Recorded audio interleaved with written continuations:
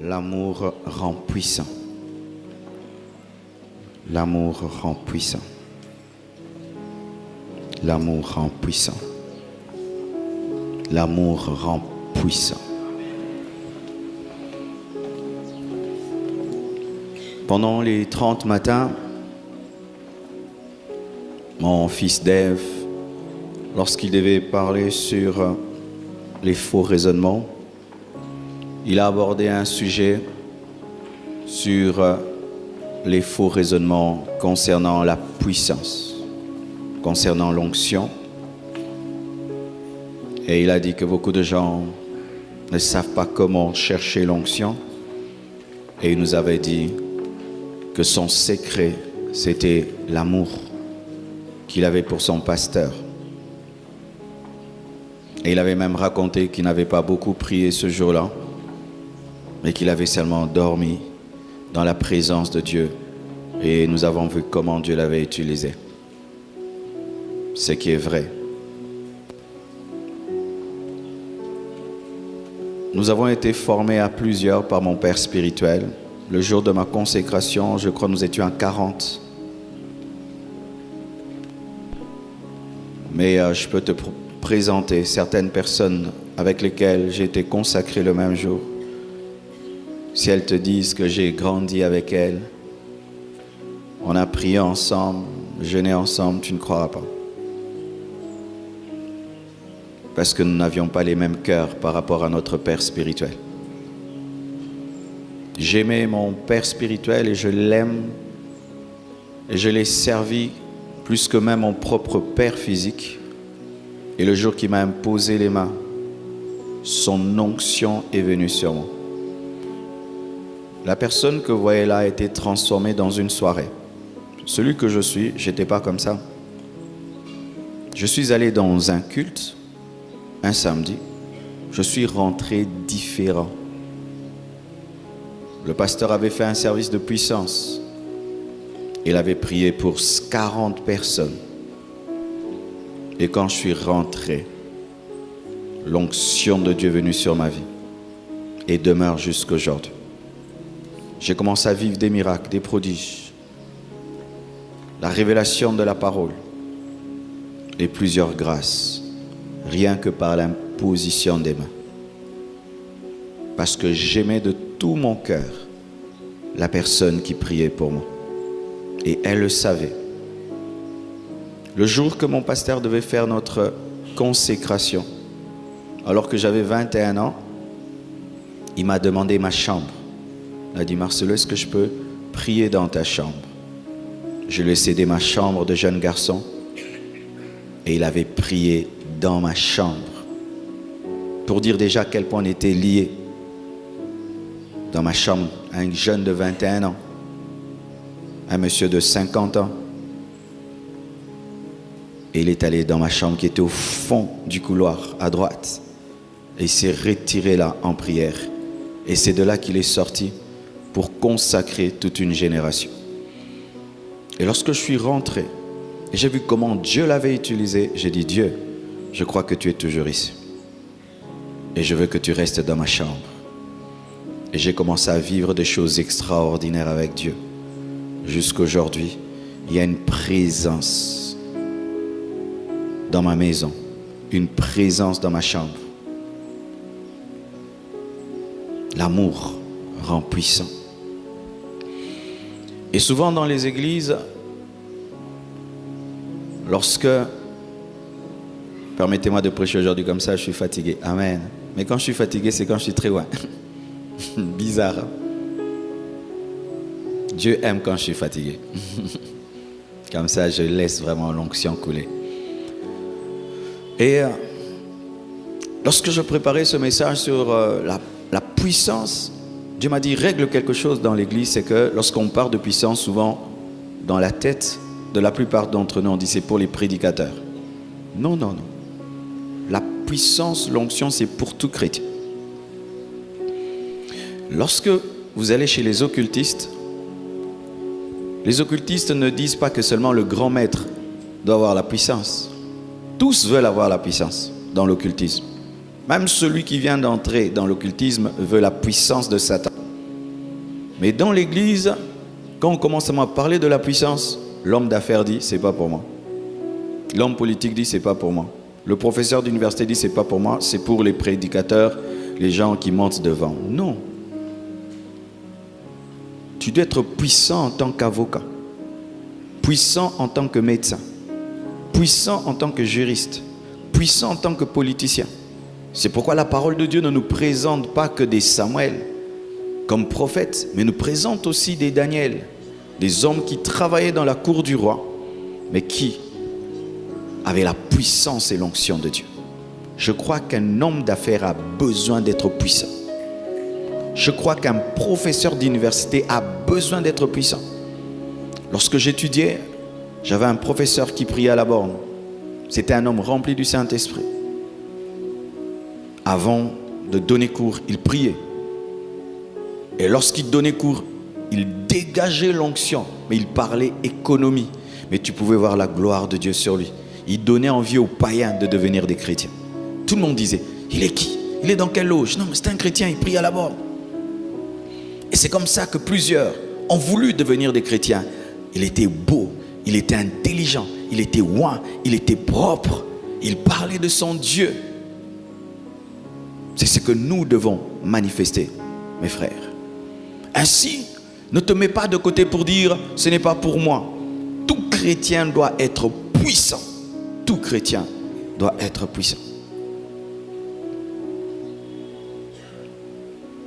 Lorsque nous lisons 1 Corinthiens 12, verset 31, la Bible dit, aspirez aux dons les meilleurs, et je vais encore vous montrer une voie par excellence. 1 Corinthiens 13, verset 1, quand je parlerai les langues des hommes et des anges, si je n'ai pas la charité, je suis un airain qui résonne ou une cymbale qui retentit. Et on nous parle de l'amour. Sachez mes frères que lorsque la Bible est écrite, elle n'a pas été écrite avec des chapitres et des versets.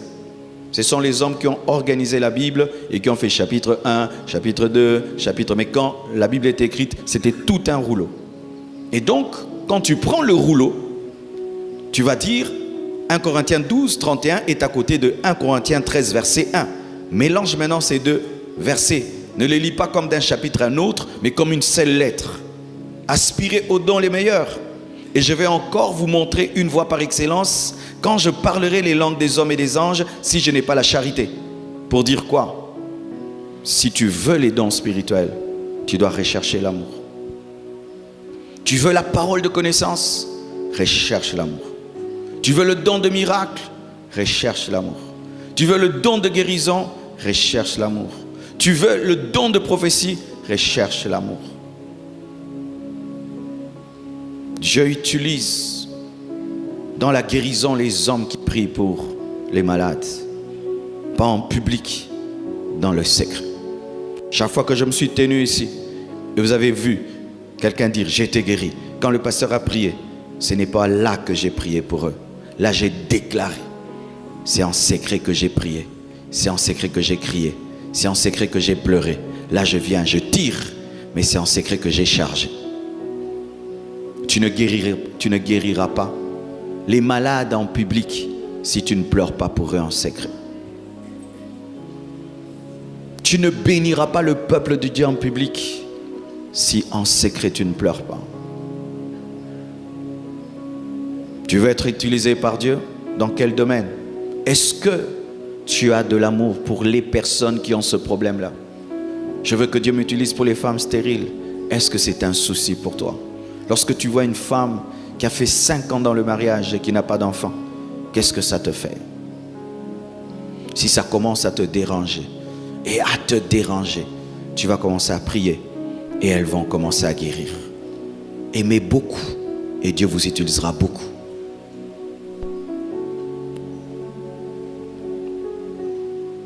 La loyauté à son leader aussi transfère l'onction. Deutéronome 34, verset 9, la Bible dit, Josué, fils de Nun, était rempli de l'esprit de sagesse, car Moïse avait posé ses mains sur lui. Les enfants d'Israël lui obéirent et se conformèrent aux ordres que l'Éternel avait donnés à Moïse. Waouh! Josué remplace qui? Le grand Moïse. L'homme qui parlait avec Dieu face à face. L'homme qui a reçu les 10 commandements. L'homme qui a changé l'eau en sang. L'homme qui a frappé la plus grande nation de ce temps-là. Est remplacé par Josué. Quelle grâce, quelle dimension! Et Dieu dit, ils t'obéiront comme ils ont obéi à Moïse. Et Josué à son tour fait reculer le Jourdain. Josué à son tour peut conquérir Jéricho et Jéricho tombe devant lui. Des anges descendent sur Jéricho. Quelle onction, quelle dimension! Josué, j'aimerais être comme toi. Nous disons beaucoup ça au Josué. J'aimerais être comme Josué. Quel est le prix qu'il a payé? La Bible dit, dans Nombre 11, verset 28, et Josué, fils de Nun, serviteur de Moïse, depuis sa jeunesse, depuis sa jeunesse, depuis sa jeunesse. Des fois, pour recevoir une onction, tu dois offrir toute ta jeunesse. Toute ta jeunesse. Samuel a offert toute sa jeunesse. Il est entré dans le temple bébé. Il a grandi avec un homme alors qu'il avait une maman. Un vieillard a pris soin de lui et lui a appris à écouter Dieu. Et lorsqu'il a commencé le ministère, aucune de ses paroles ne tombait à terre. Quand il parlait, ça arrivait toujours. Mais il a sacrifié quoi? Sa jeunesse. Certains d'entre vous, vous devez nous donner vos enfants. Ah, la vérité, hein? Pasteur, cet enfant, Dieu me dit, c'est un appelé de Dieu. Ah oui. Ne te plains pas, toi qui es jeune. Tu as fait 30 jours, 30 matins. Équilibre, des programmes et des programmes. Laisse ta jeunesse dans la présence de Dieu. Tu ne sais pas tout ce que tu es en train de recevoir, mais je te dis, tu es en train de recevoir des choses. Lorsque le diamant se forme dans le creux du magma, on ne voit pas, mais dans le secret, la chaleur transforme le charbon en diamant. Il a donné toute sa jeunesse à ce vieillard. Il a donné toute sa jeunesse à cet homme. Et lorsque Moïse était au sommet de la montagne en train de recevoir les 10 commandements, pendant 40 jours, Josué était au bas de la montagne. Le peuple en train de jouer, de se divertir. Lui au bas de la montagne, il était déphasé. Il n'était pas à la mode. Il n'était pas à la page. On pouvait se moquer de lui. Regarde ce Josué-là, Malandangulu, suiveur de Moïse. Viens t'amuser ici avec le veau d'or. Non, j'attends Moïse. J'attends Moïse. J'attends Moïse. J'attends Moïse. Qu'est-ce qu'il faisait? Il versait l'eau dans ses mains. Qui a su que le peuple s'était diverti? C'est Josué. Le premier, avec Moïse, a reçu la révélation venant de Dieu que le peuple est en train de s'égarer. Il était déjà en avance dans la révélation. Pendant que le peuple pensait se réjouir, Josué savait, parce qu'il était en contact avec Moïse, que le peuple allait subir un jugement. Lorsque Dieu te prépare une grande onction, il fera que tu sois en avance dans la connaissance et dans la révélation. Tu n'auras pas la même lecture de la vie que les autres. Tu n'auras pas la même lecture des choses que les autres. Pendant qu'eux pensent que c'est le temps de fête, toi tu vois le jugement. Qui a lu en premier les 10 commandements? C'était Josué. Parce que si tu attends, celui qui est à la montagne et qui est allé recevoir les 10 commandements, c'est toi qui les liras en premier. Il était en avance dans la révélation et dans la connaissance. Il pouvait savoir quand est-ce que Moïse était fâché, quand est-ce que Moïse était heureux. Tu veux l'onction de ton pasteur? Je vois beaucoup de gens qui disent ça. Pasteur, je veux ton onction. Tu dois me servir. Tu dois me servir. L'onction ne se vole pas, mon frère. Tu dois t'impliquer dans la vision que Dieu m'a donnée. Tu dois t'impliquer dans cette œuvre. Tu ne peux pas être là, tu es un passant et puis tu prends l'onction. Non. Tu peux prendre la guérison, la délivrance, le baptême dans le Saint-Esprit, mais l'onction, du ministère. Non. On nous enseigne ça au Congo, mais c'est faux.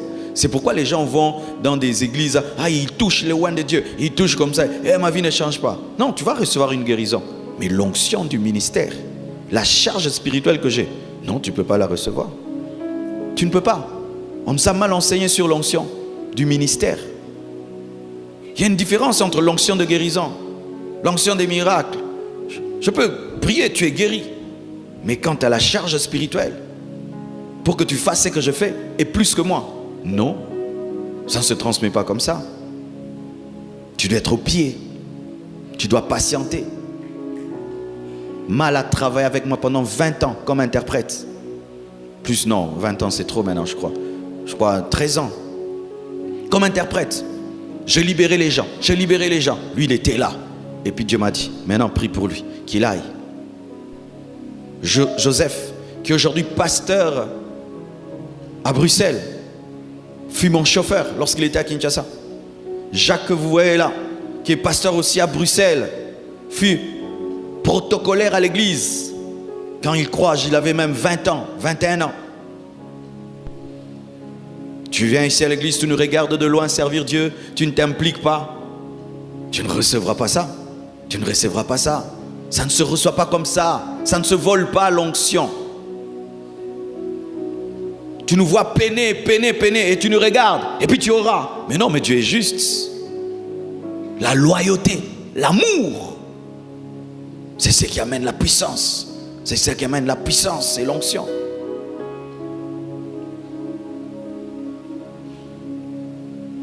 Nous voyons un tel exemple avec Élisée. Dans 2 Rois 2, versets 13 à 15, la Bible dit: et il releva le manteau qu'Élie avait laissé tomber. Puis il retourna et s'arrêta au bord du Jourdain. Il prit le manteau qu'Élie avait laissé tomber et il en frappa les eaux et dit: où est l'Éternel, le Dieu d'Élie? Lui aussi il frappa les eaux qui se partagèrent ça et là. Et Élisée passa.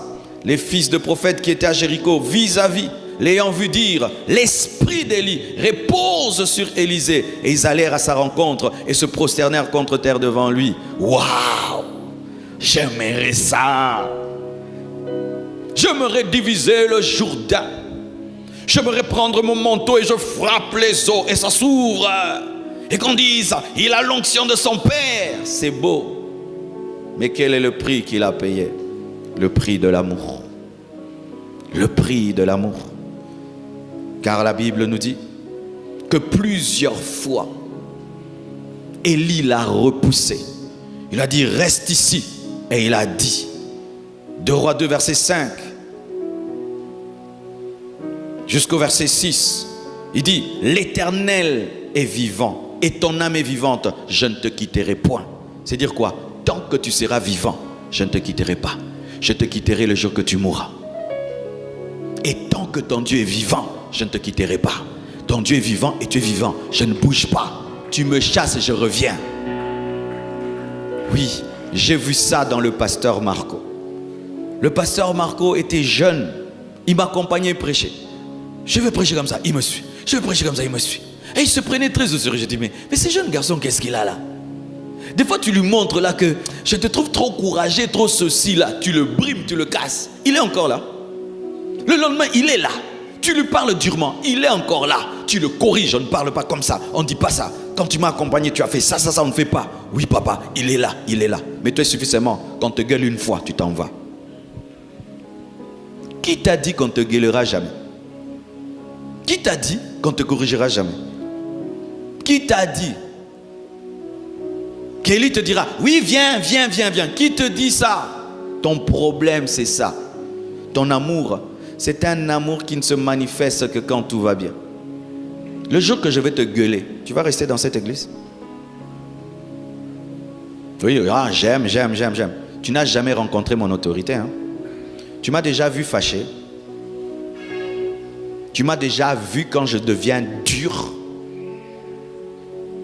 Non. Tu aimes le pasteur Marcelo là qui prêche. Celui qui fait des réunions là à 2 là et qui dit des choses dures là. Tu ne le connais pas? Certains qui sont là à côté de moi payent le prix de vivre aussi cette dureté. Celui qui suit les choses, les détails de tout. Non, ne fais plus ça. Pourquoi tu as fait ça? Ne fais plus ça. Si tu ne supportes pas celui-là, tu n'auras pas la puissance.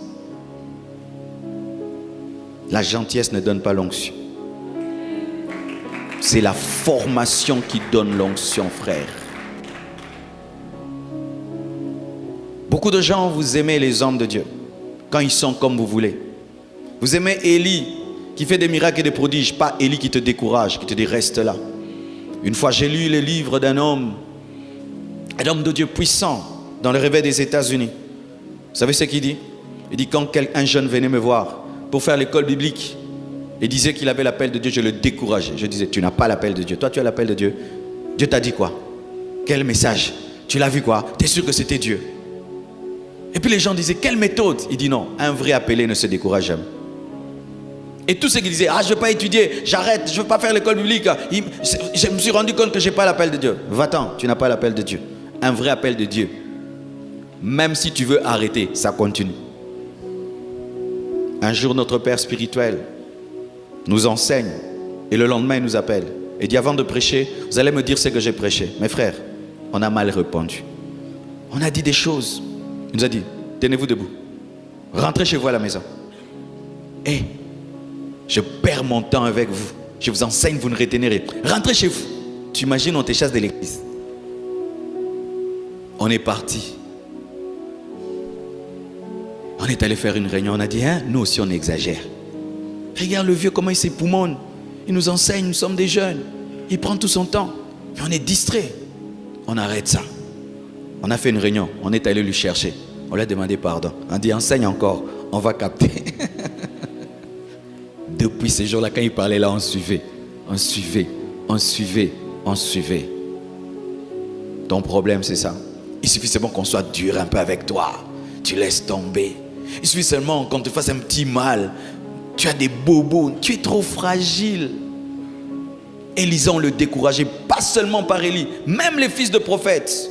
Il dit, taisez-vous. Taisez-vous. Ton amour, un jour sera checké. Sera checké. Tu as la grâce de Dieu. Je fais comme si je ne vois pas. Tu as l'onction de Dieu. Je fais semblant. Et je te regarde. Et si tu es un orgueilleux, un impatient, pasteur, prie pour moi, je vais commencer mon ministère. Frère, vas-y. Tu seras la tête d'une mouche au lieu d'être même le ventre d'un éléphant. Oui, beaucoup d'entre vous, vous préférez être les leaders d'une mouche. Commencer un ministère à zéro où tu dois encore travailler dur pour avoir un nom, pour avoir un crédit, pour avoir que de travailler dans une église qui existe déjà, qui est respectée dans le monde entier. Vous préférez recommencer à zéro et peiner encore 20 ans l'esprit des Congolais. Il faut seulement que je commence ma chose, que je commence ma chose. Ça, ce n'est pas la chose de Marcelo, c'est la chose de Dieu. Mais c'est des fois ton impatience qui va te dire, commence ta chose. Et tu vas ramer 30 ans. Alors que tu pouvais patienter et quand tu commences, 2 ans, tu exploses. Hier, on m'envoie les photos de l'église de Yolo. Waouh! 100 de personnes, à peine. Premier culte, 100 personnes. Pourquoi? Il a attendu. Ou en une année, tu ne prêches qu'une fois. Ou même tu ne prêches jamais. Mais tu sais que tu as la parole. Et moi-même, je sais que tu as la parole. Et malgré que je sais que tu as, je ne te donne pas la parole. Découragé. Certains même vous êtes découragés seulement entre vous. Parce que les fils de prophètes aussi étaient là pour décourager Élisée. Parmi vous, vous vous blessez. Quelqu'un te blesse là. Et puis tu laisses tomber. Hey, l'église, cette église-là, cette église-là. Tu n'aimes pas. Je connais des garçons qui aimaient des filles. Hein. Le papa est contre. Le quartier est contre. Toute la famille est contre. Mais il entre dans les quartiers.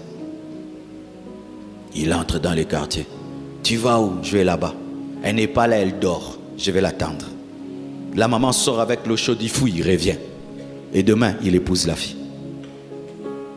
Si tu aimes, tu ne lâcheras pas. Tu lâches parce que tu n'aimes pas. Frère, si Dieu t'a appelé à mes pieds, reste là, sois patient. Si ça va te prendre 50 ans, que ça te prenne 50 ans. Catherine Coleman a reçu l'onction à l'âge de 50 ans. Tout ce que vous entendez dire sur Catherine Kuhlman, c'est 9 ans seulement. De 50 ans à 59 ans. Mais elle a bougé le monde jusqu'à aujourd'hui. Le problème, ce n'est pas aller vite, c'est aller au temps de Dieu. Le problème, ce n'est pas de faire comme les autres, mais de faire au temps de Dieu. Dieu t'a dit que tu travailleras à côté de moi. Prends ton temps, tu y arriveras. Ne dis pas, mais là-bas le carré déjà est fait, il n'est pas fait. Tous ceux qui sont là ont trouvé cette œuvre. Les gens qui ont commencé ne sont plus là. Que personne ne t'effraie. Même ceux qui sont là n'étaient pas là.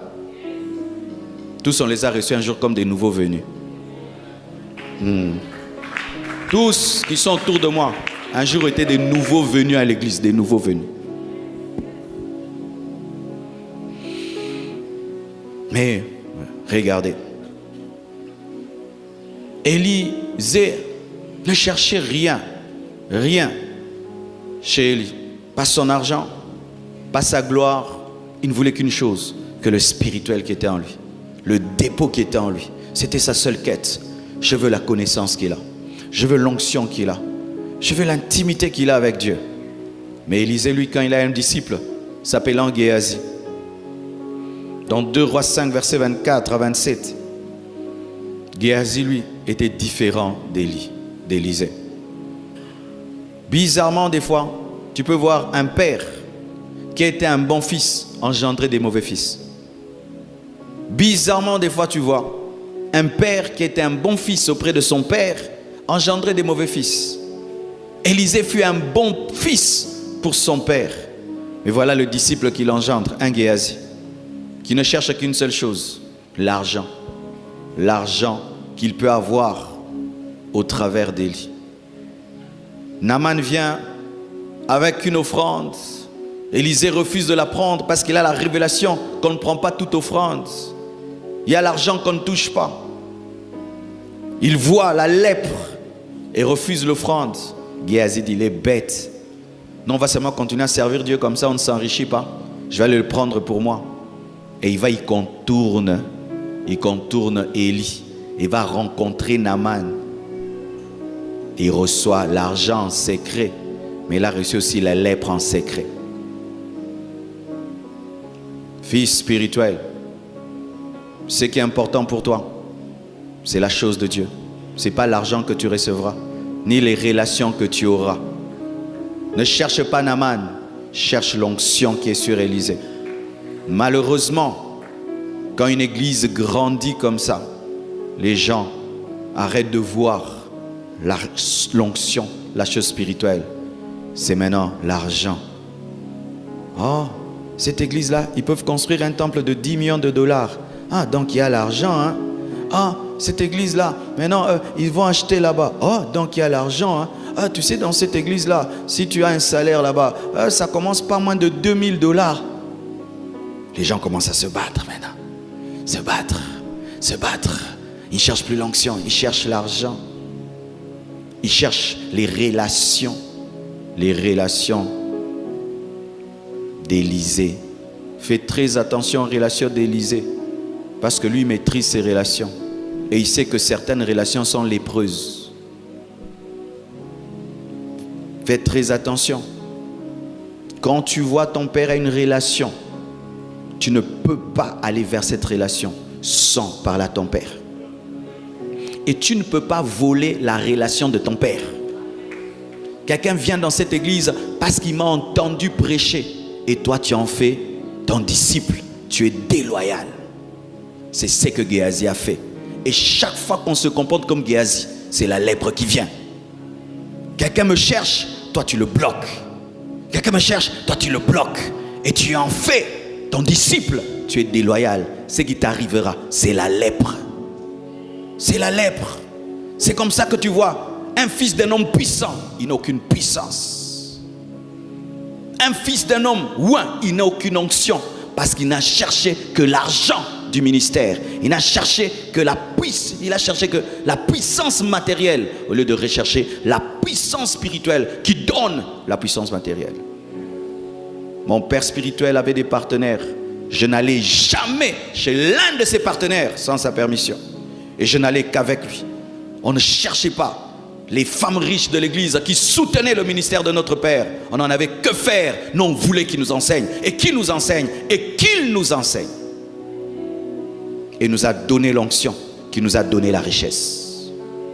Tu cherches les miettes alors que tu peux avoir la source. Tu cherches les miettes alors que tu peux avoir la source. Des filles spirituelles qui après le culte, vous allez devant des voitures des hommes riches de l'église. Vous êtes des Géasi. On dit qui va donner? Tu vois quelqu'un vient ici, prend une enveloppe de 10 000 $ et tu cherches sa voiture. Toi tous les jours, c'est dehors que tu attends cette personne qu'elle te donne de l'argent. Des ouvriers qui vont dans les maisons, qui se tiennent devant les voitures. Papa, paye-moi les études, paye-moi les études. Vous chassez les partenaires de l'église si vous ne savez pas. Qui priera dans une église où chaque fois qu'il vient, il y a 10 personnes devant sa voiture? Tu prierais dans une telle église? Vous chassez les gens de l'église, les Géasi. Toi, la seule chose que tu vois dans cette église, les hommes riches, les femmes riches, et tu connais toutes leurs voitures. Tu connais toutes leurs adresses. Et tu passes là, tu demandes ici, tu demandes là, et tu te fais quelque chose à la fin du mois. C'est pourquoi tu es sec et tu n'as rien. Géasi, la lèpre qu'il a reçue, il a même transmis à ses enfants. Alors que sa famille devait être une famille ointe, elle est devenue une famille lépreuse. Je ne suis pas un fonds de commerce. Je ne suis pas une source d'enrichissement. Je suis là pour t'édifier et te bâtir. Judas, en Jésus, ne voyait que l'argent. Jésus, pour lui, c'était un business. C'est pourquoi il a vendu et il s'est pendu. Fais très attention lorsque tu t'approches d'un oint sans l'aimer, tu recevras la lèpre. Parce qu'à côté de tous les oints, il y a des lèpres qui circulent. À côté de tous les oints, il y a des lèpres qui circulent. Un jour, je reçois un homme de Dieu. Il prêche à l'église. Et après avoir prêché à l'église, il finit, il me dit, j'ai vu la femme de ma vie dans ton église. J'ai dit, ok. Avant même qu'il cite le nom, Dieu m'a dit, c'est telle sœur qui l'a vue. Il dit, telle sœur. J'ai dit, heureusement que tu m'as dit, hein. Tu vois celle-là, elle est en pleine délivrance de la sorcellerie. Il a choisi la sorcière qui était venue pour être délivrée de la sorcellerie. Mais lui, il a vu la femme de sa vie parce que c'était la plus belle de l'église. C'est Élisée qui maîtrise les lèpres qui sont autour de lui. Toi, tu ne maîtrises pas. Fais très attention.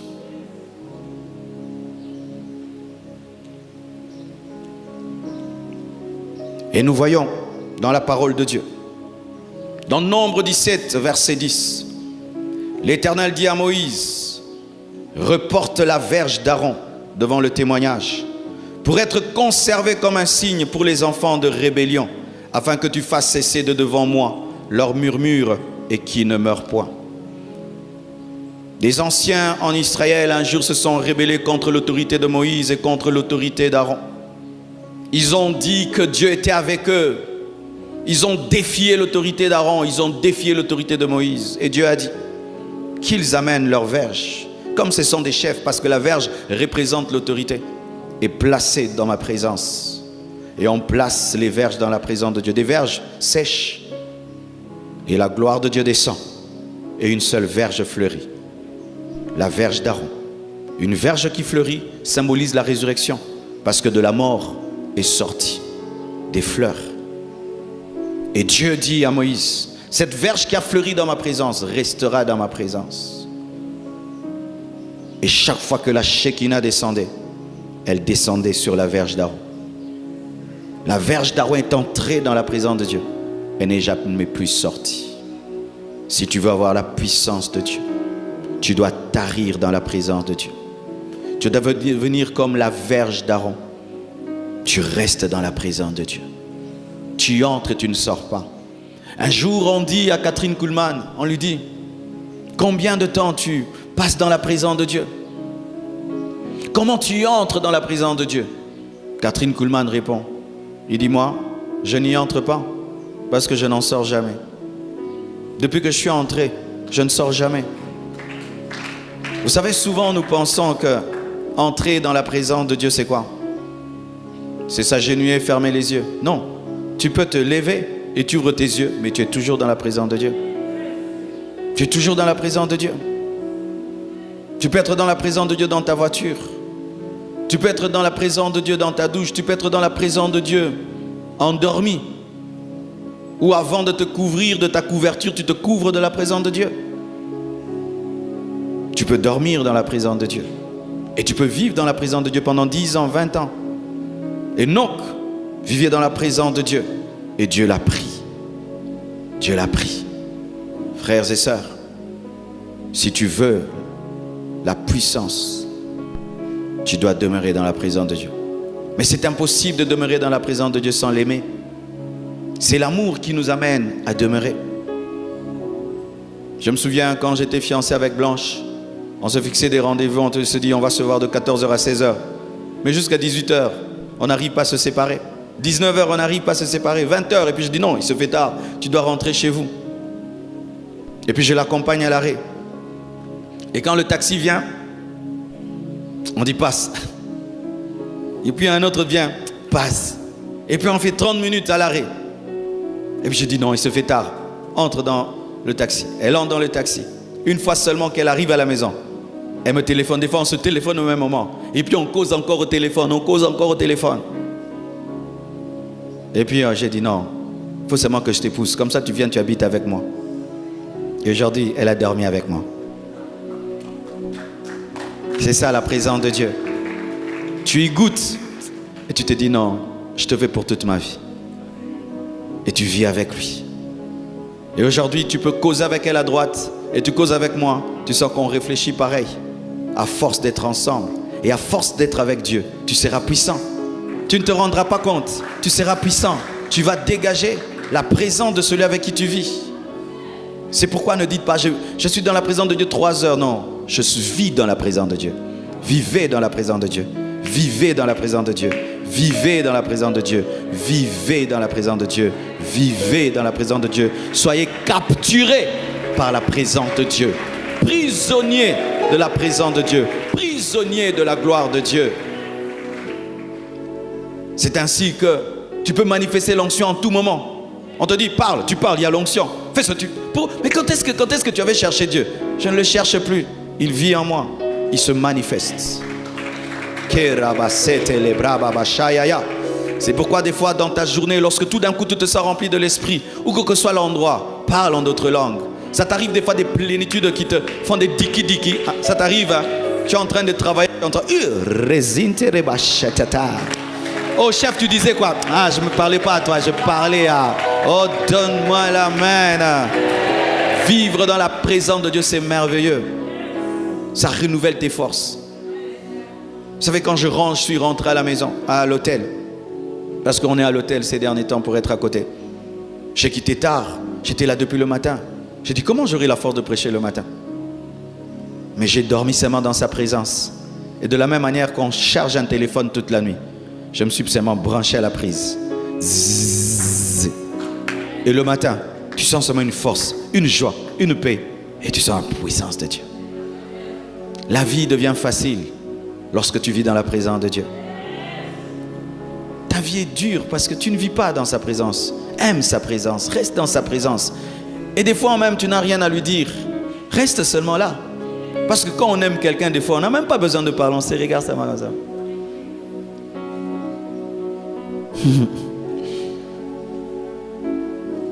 Dieu, c'est pas seulement qu'on lui parle tout le temps. Des fois seulement il veut te voir. Et il te regarde. Et tu le regardes. Tu lui fais un sourire, il te fait un sourire. Et tu es content. C'est tout. C'est une relation. C'est une relation. Sois capturé. Capturé par la présence. Et il y a une femme qui a été capturée. Capturée par l'amour. Pour ma part, c'est mon personnage préféré de la Bible. J'aime Paul en termes des apôtres. C'est mon préféré de la Bible, Paul, en termes des écrivains. Mais en termes de personnage, c'est Marie de Magdala. Marie de Magdala est mon personnage de la Bible préféré. Je trouve que les femmes aiment Dieu Quand elles aiment Dieu, elles arrivent à aimer Dieu plus que les hommes. Parce que déjà sur le plan naturel, la femme aime plus que l'homme. Naturellement déjà, la femme aime plus que l'homme. Elle est faite, créée pour aimer et recevoir de l'amour. Et quand la femme se donne à Dieu et connaît vraiment Dieu, Dieu l'utilise plus que les hommes. C'est pourquoi vous allez remarquer, dans l'histoire de l'Église, Dieu a utilisé beaucoup plus d'hommes que des femmes. Mais les quelques femmes qui se sont données à lui, c'était extraordinaire. Lisez un peu les livres du réveil.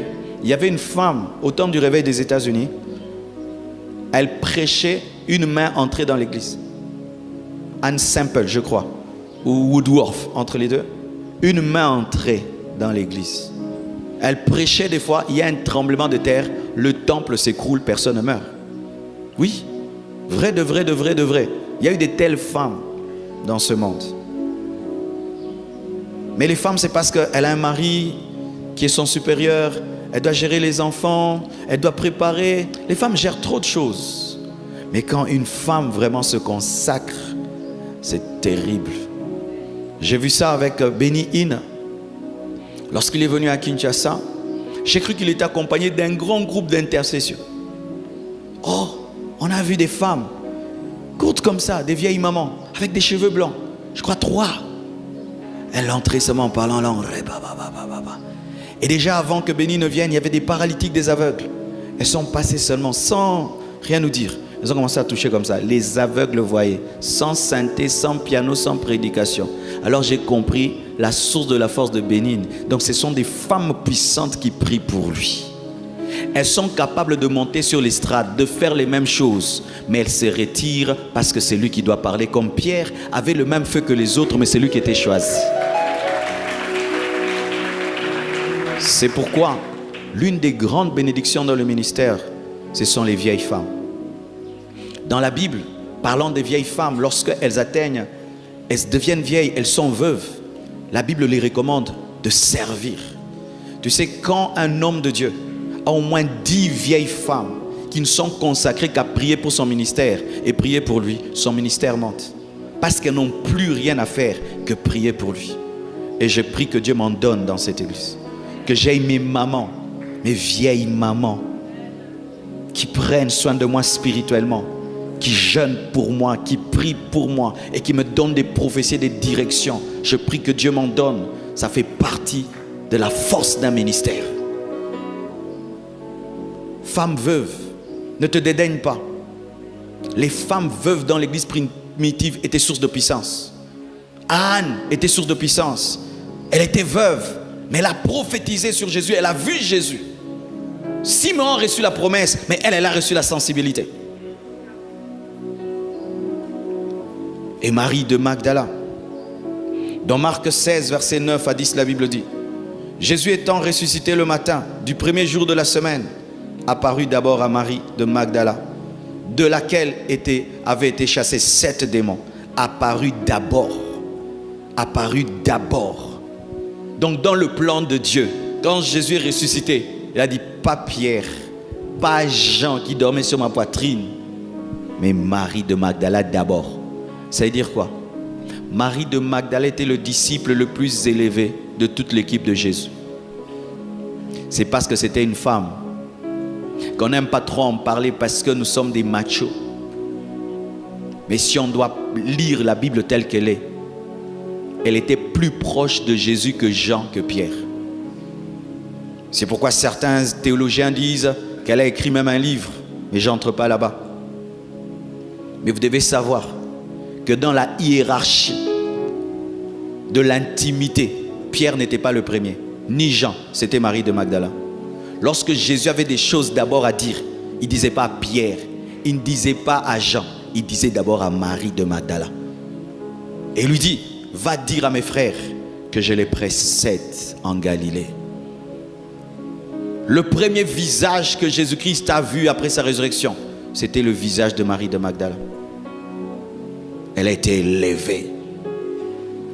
Pourquoi? L'amour. Pourquoi? Elle avait 7 démons. 7 démons. Imagine, tu as 7 démons en toi qui te maltraitent, qui détruisent ta vie. Peut-être celui-ci te donne la maladie. l'autre te donne des insomnies, l'autre te donne je ne sais quoi. 7 esprits. 7, c'est un chiffre utilisé pour la perfection. On parle de 7 esprits de Dieu dans l'Apocalypse. Mais elle avait 7 démons. Mais elle rencontre Jésus. Jésus la délivre. Elle est touchée par son amour. Et elle décide de lui donner sa vie. Partout où Jésus était, Marie de Magdala était. Elle était parmi les femmes qui le soutenaient avec les biens. Dedans. Lorsqu'on arrête Jésus et qu'on le crucifie, les gens fuient. Elle reste là, en train de regarder son Seigneur être crucifié. Marie de Magdala était là. Lorsque même les apôtres ont fui, elle n'a pas fui. Lorsqu'on enterre Jésus, elle est là. Les apôtres ne vont pas au sépulcre. Elle y va. Elle avait un amour passionné pour Jésus. Elle ne pouvait pas vivre sans lui. Quand on a enterré Jésus, on ne la voyait plus en ville. Marie est où? Elle est au cimetière. Elle fait quoi? Elle pleure Jésus. Les disciples, quand Jésus faisait des miracles, il l'appelait Seigneur. Quand il marchait sur l'eau, il l'appelait Seigneur. Mais quand il s'est laissé attraper, battu, ils ont reculé. Mais Marie, même s'il était humilié, elle est restée. Elle a continué à appeler Jésus Seigneur, même si pour elle, il était mort. Où avez-vous mis mon Seigneur? Jésus est mon Seigneur, qu'il fasse des miracles ou pas. Jésus est mon Seigneur, qu'il guérisse les malades ou pas. Jésus-Christ est mon Seigneur, qu'il bénisse ou pas. Jésus est mon Seigneur, qu'il soit à la croix ou pas. Jésus est mon Seigneur, qu'il soit au tombeau ou pas. Où avez-vous mis le corps de mon Seigneur? Elle aimait Jésus même dans la mort. Elle aimait Jésus même quand Jésus ne faisait rien pour elle. Elle ne pouvait plus vivre sans lui. Si Jésus avait l'option de se marier, il allait épouser Marie de Magdala. Oui, si dans le plan de Dieu, pour Jésus, il fallait qu'il épouse une femme sur la terre, c'est Marie de Magdala qu'il allait épouser. Lorsqu'elle voit Jésus ressuscité, elle court vers lui. Jésus lui dit, ne me touche pas, ne me touche pas, car je ne suis pas encore monté. Parce qu'on ne touche pas le souverain sacrificateur lorsqu'il doit entrer dans le lieu très saint. Mais si elle s'est approchée pour le toucher, c'est parce qu'elle le touchait souvent. C'était une habitude. Parce que quelqu'un ressuscite, pour que tu t'approches pour toucher, c'est une habitude. Parce qu'il y a des habitudes, tu ne réfléchis pas, tu fais déjà. Et Jésus dit, hé, t'es, arrêtez.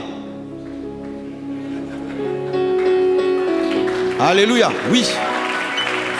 Frère, ton problème, c'est que moi et toi, nous n'avons qu'une relation de chef et d'inférieur. C'est tout.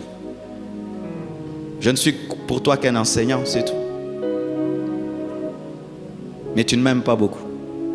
C'est pourquoi je peux t'imposer les mains, tu ne reçois rien. Je peux te faire tomber 1000 fois, tu ne reçois rien du tout. Parce qu'il n'y a rien dans ton cœur.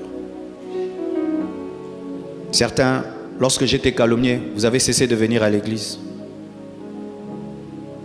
On ment sur moi des choses. Et tu me connais, ça fait des années. On dit des choses que je ne peux même pas faire.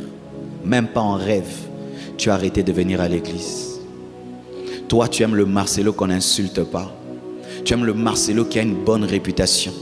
Tu aimes le Jésus qui marche sur l'eau, pas le Jésus qui est humilié. Mais Marie est restée. Certains, c'est le jour où vous avez décidé de venir à l'église. Je viens, papa, il est venu. Je suis venu, pasteur. Pourquoi? Parce qu'on t'a insulté. C'est pourquoi je suis venu. Pour te dire que nous sommes là. Les Maries de Magdala. Certains, j'ai vu. C'est dans les moments difficiles que je les ai vus travailler plus qu'avant.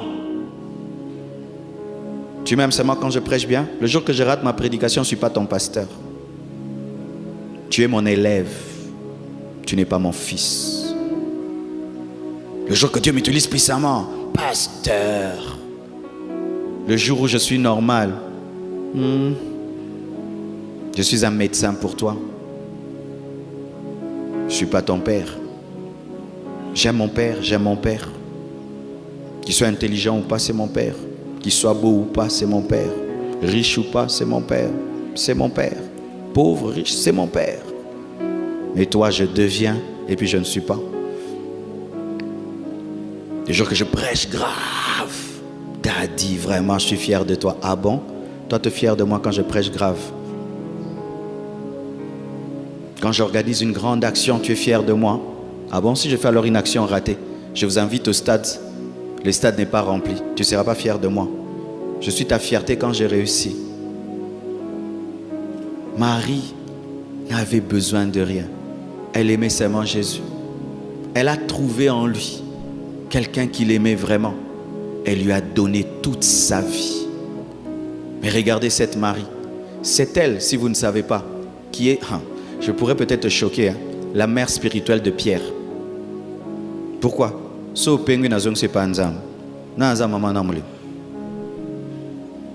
Si tu abandonnes Dieu, moi je te ramène à Dieu. Qui est ton père spirituel? Qui a ramené Pierre à Jésus? C'est Marie de Magdala. Pierre avait abandonné Jésus. Et dit non, Pierre, il t'a pardonné. D'ailleurs, m'a fixé un rendez-vous. Ah, c'est vrai. Ok, vraiment. Mais quand Pierre prêche dans la chambre haute, Marie est dans la chambre haute, calme. Elle ne dit même pas, c'est moi qui l'ai ramené à Dieu. Elle disparaît. Parce que ce qui était important pour elle, c'était Jésus. Ce n'était pas prêcher, ce n'était pas enseigner, c'était Jésus. Le jour que tu ne chantes pas, toi tu ne viens pas m'écouter. Toi tu viens m'écouter le jour que tu chantes. Toi tu viens m'écouter le jour que tu es au programme. C'est pourquoi j'aime beaucoup les fidèles. Vous savez, fidèles, vous êtes extraordinaires, vous qui êtes des fois rien que sur le banc. Mercredi tu es là, vendredi tu es là, dimanche tu es là. Mais tu n'as pas un poste à l'église. Certains, s'ils n'avaient pas de responsabilité à l'église, ils ne viendraient pas. C'est parce qu'il y a une responsabilité. C'est notre tour, c'est pourquoi. Aujourd'hui, on a 8 chorales. Il y a des chorales qui disparaissent. Pourquoi? Parce qu'on ne peut plus faire chanter 8 chorales. Toi, je suis important pour toi le jour que tu vas chanter avant que je ne prêche. Tu es un fils, toi. Tu es un serviteur. Nous, c'était tu rates d'écouter ton pasteur parce que tu as examen à l'université. Tu demandes, il n'y avait pas de CD en ces temps-là, il n'y avait rien. On doit te raconter toute la prédication. Qu'est-ce que papa a dit? Il a enseigné ça. C'était tout. Il a enseigné. Tu ne veux pas rater. Mais des fois, nous sommes en train d'enseigner. Toi, tu regardes la télévision. Et depuis même qu'on a mis les live, tu préfères me regarder au travers de l'écran au lieu de venir de m'écouter physiquement.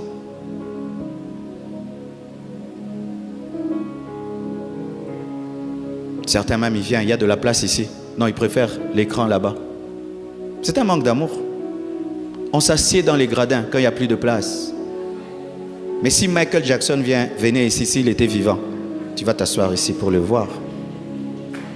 Mais il y a de la place, tu préfères un écran, un manque d'amour. Ta femme est là physiquement, tu ne lui parles pas, tu fais un appel vidéo. Des petites choses comme ça. Des petites choses comme ça. La puissance est dans l'amour, mes frères. Et lorsque Marie voit Jésus, elle était face à la puissance de la résurrection. Et je vous assure que si cette femme pouvait avoir l'opportunité de nous parler de l'intimité, nous parler de l'amour pour Jésus, elle allait nous dire des choses même que Pierre ne connaît pas, que Jean ne connaît pas. Elle allait le faire. Soyez des maris de Magdala. Soyez des maris de Magdala. Aimez Dieu de tout votre cœur. Aimez votre leader de tout votre cœur.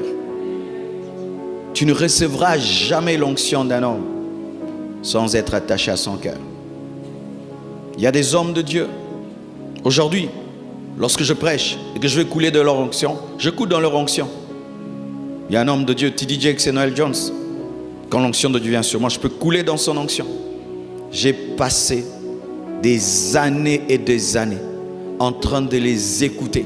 Il m'arrivait même de faire des veillées en train d'écouter T.D. Jakes. D'écouter T.D. Jakes. Le jour que cet homme-là mourra, je prendrai un billet. J'irai le pleurer aux États-Unis. Les gens, les Américains seraient étonnés de me voir pleurer. Qui est-il pour toi? C'est l'homme qui m'a aiguisé dans la prédication. C'est lui qui m'a appris à prêcher avec style, à introduire, à développer de telle manière, à captiver les gens. J'ai appris de cet homme-là. Mais je l'aime. Je l'aime. Je suis au courant de tout ce qui arrive dans son ministère. Je suis tout ce qui arrive. Je suis. Frères et sœurs,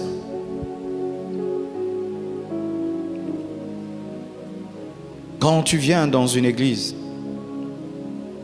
sache que l'homme que Dieu a établi a des défis. Et tu dois prendre le potentiel que Dieu t'a donné et le mettre à l'œuvre pour la vision là.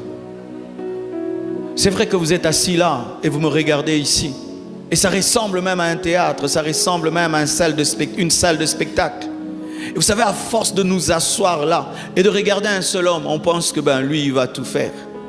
Non, sans vous, je n'atteindrai pas la vision que Dieu m'a donnée. Certains, vous devez me donner de l'argent, mais d'autres, vous n'avez pas l'argent. Vous devez me donner l'intelligence. Vous avez entendu ce que le bishop Tudor Bismarck a dit. Vous voyez comment il est intelligent. Mais il dit qu'à côté de lui, il y a des gens plus intelligents que lui. Cette église, elle est comment? Tu es un homme intelligent là. Tu nous laisses nous débrouiller ici. Tu as certaines compétences là. Tu nous laisses nous battre. Moi, je te donne ce que j'ai. De tout mon cœur, je t'enseigne. Mais toi, est-ce que tu me donnes ce que tu as de tout ton cœur? Vous voyez ça? Cette décoration, cette moquette, ces belles fleurs. C'est une seule femme qui a fait ça. Une seule personne qui a transformé ici à ses propres frais. Mais ce qui me touche, ce n'est pas seulement l'argent. Parce qu'on pouvait aussi dépenser ça et le faire. Mais l'idée, regardez comment les colonnes sont nées de nouveau. Moi, vraiment, devant Dieu, je n'aurais jamais imaginé ça. Mettre des trucs blancs comme ça, des fleurs comme ces petites tombes. On se croirait dans un mariage. Moi, quand j'ai regardé ce plafond, vraiment, je ne voyais rien. Je voyais que le noir. Mais elle a vu qu'on peut mettre ça.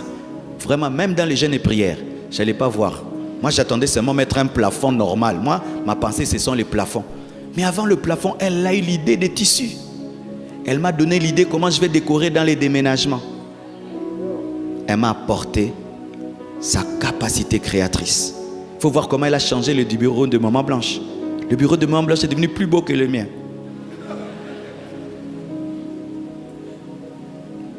Tu as une capacité. Mais tu ne nous apportes pas ça. Moi, mes capacités, je te les donne. Je jeûne pour toi, je prie pour toi, je t'enseigne. Mais toi, lorsque Marie de Magdala a été guérie, délivrée par Jésus, elle a dit, qu'est-ce que je ferai pour lui? Elle a commencé à l'assister. Elle a commencé à l'accompagner. Sa présence, oui. Tu sais que même ta présence peut fortifier quelqu'un. Tu sais que si je prêche, il y a certains au milieu de vous qui ne viennent pas. Ça me décourage. Parce que vous faites partie de ma vie. Donc quand je te vois, ah, il est là, je continue. Oui, nous sommes des humains. Elle était là, comme Jésus prêche là. Marie disait, Amen. Oui. Et quand on le crucifiait et qu'il avait mal, il regardait Marie. Marie le regardait.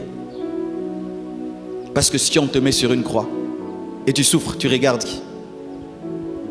La personne qui t'aime la plus. Il a regardé Jean, il a regardé sa mère, mais il y avait aussi Marie qui était là.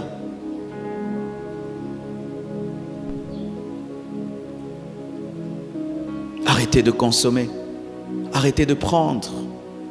Elle a dit, même s'il est mort, je peux lui amener même le parfum pour l'embaumer. Je peux aller. Je peux même aller visiter le tombeau. Je peux aller voir, même enlever les herbes. Je peux même aller enlever les herbes. Elle se rendait utile. Rendez-vous utile. Et la puissance de Dieu va venir dans ton travail. Va venir dans tes affaires. Va venir dans ce que tu fais. Va toucher ta vie. Ne venez pas que pour prendre. Ah, là-bas, si je monte ici, je serai connu. Si je monte ici, je serai vu sur YouTube. Si je vis ici, j'aurai des vues. Je serai des vues. Je l'ai vu. Oui, toi, tu auras les vues. Tu seras connu. Tu vas devenir célèbre. Mais l'église qui t'a rendu célèbre, qu'est-ce qu'elle a reçu? L'église qui t'a donné un piédestal, qu'est-ce qu'elle a reçu?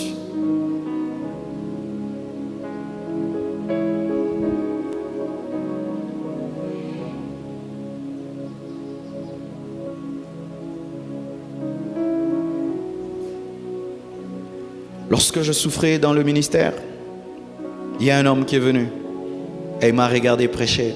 Il m'a regardé prêcher. Et puis il m'a appelé. Il a dit, pasteur, Dieu est avec toi, mais je vois que tu souffres. Les gens à qui tu prêches ne te comprennent pas bien. Mais je connais un peuple qui te comprendra. Je vais t'amener là-bas et ta vie va changer.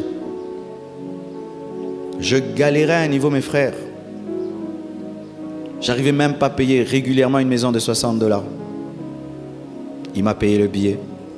Il m'a amené en Mbuji-Mayi. Il m'a présenté à son pasteur. Il a dit, c'est un jeune pasteur, mais il a la parole de Dieu. Est-ce que tu peux lui donner un séminaire? Et on me teste, on me donne le culte matinal. Je prêche, on me donne un culte. Je prêche, on me donne un séminaire. Et les églises de Mbuji-Mayi commencent à m'inviter. J'ai voyagé mince, je suis rentré. Et j'ai quitté ma bicoque de maison. Je suis allé louer une villa à la cité Maman Mobutu, où j'étais seul dans la parcelle. Et c'est là que j'ai épousé Blanche. Que Dieu bénisse cet homme. Il n'est plus avec nous, Dieu l'a pris.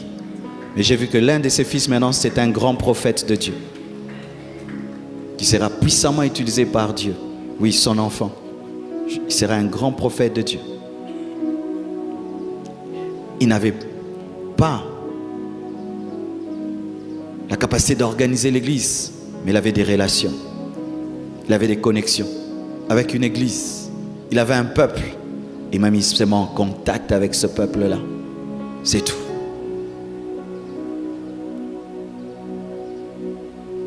Quand tu vois que quelque chose ne marche pas dans l'église, tu es quel genre de personne? Tu critiques?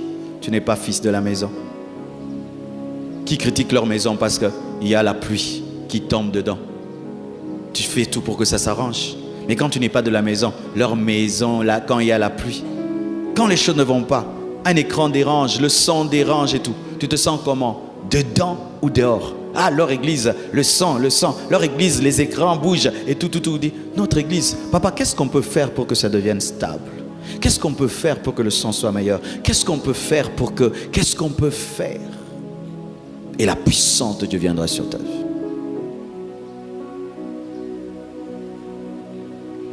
Vous savez, là où nous sommes en train de louer, nous allons acheter là-bas pour faire une école maternelle, une école primaire, secondaire. On aura besoin de toi là-bas. Toi qui sais organiser les choses, de ton intelligence, de ta connaissance. Et certains, tu peux dire, pasteur, je vais donner cours pendant une année, ne me payez pas. Mais oui, mes frères, je vais donner cours pendant une année, ne me payez pas. Si les païens font ça, tu vois un médecin, il vient en Afrique, il guérit les gens, on ne le paye pas, c'est sa passion. Pasteur, je serai bénévole pendant une année. Dans l'hôpital que vous allez faire, je serai bénévole. Et tu travailles. Je serai là que pour les vieillards, je serai là que pour. Et Dieu te bénit. Et demain, tu ouvres un hôpital. Ouvrez vos yeux, ouvrez vos cœurs. Arrêtez de prendre seulement. Donnez-vous totalement. Et la puissance de Dieu qui coule dans ce ministère viendra sur vos vies. Regardez là. Je viens de faire une prédication sur Marie de Magdala. Pourquoi je suis en train de parler d'elle? C'est parce qu'elle a touché le cœur de mon maître. C'est pourquoi je parle d'elle. Est-ce qu'elle me l'a demandé? Elle ne me l'a pas demandé. Marie de Magdala est prêchée dans le monde entier. Et je t'assure, moi, quand j'irai au ciel, après Jésus, le Saint-Esprit, le Père, j'aimerais rencontrer Marie de Magdala. Qu'elle me dise comment elle a pu aimer comme ça Jésus.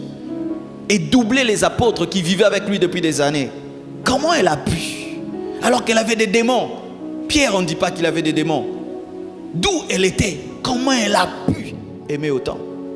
Il se peut que c'est ceux à qui on a beaucoup pardonné qui aiment beaucoup. Et je termine d'ailleurs là. J'aimerais parler à toutes les personnes qui, entre guillemets, ont eu une sale vie.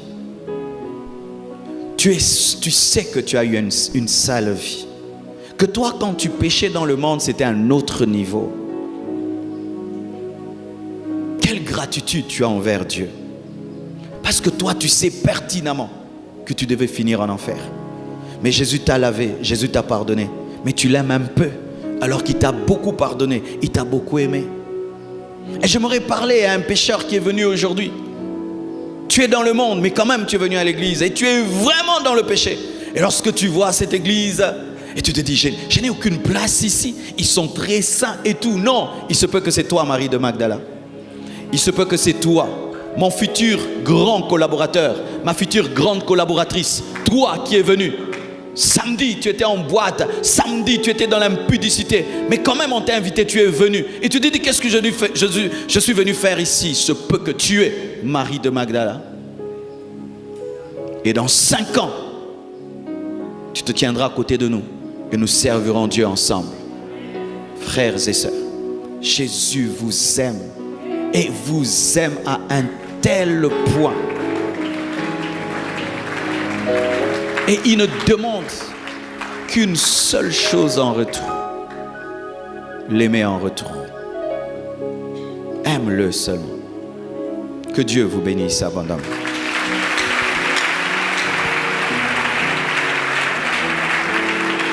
Je t'aime.